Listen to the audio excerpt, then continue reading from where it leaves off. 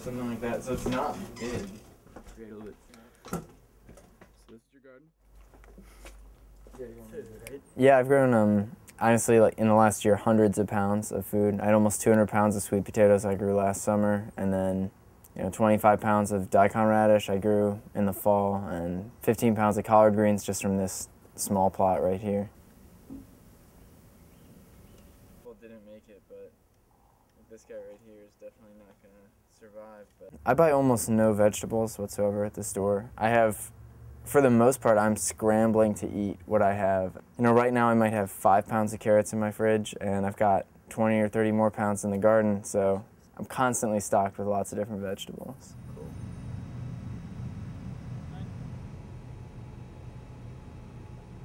Because there's never like a lot to harvest.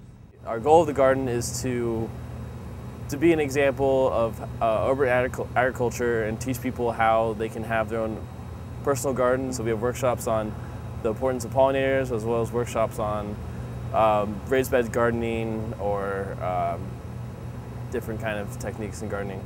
As far as local community economics, besides for having like not a technical value where you can't like find a price, you're building community networks, which has a huge value added to our society. These two carrots come from two very different places. One was grown right outside, the other from a grocery store.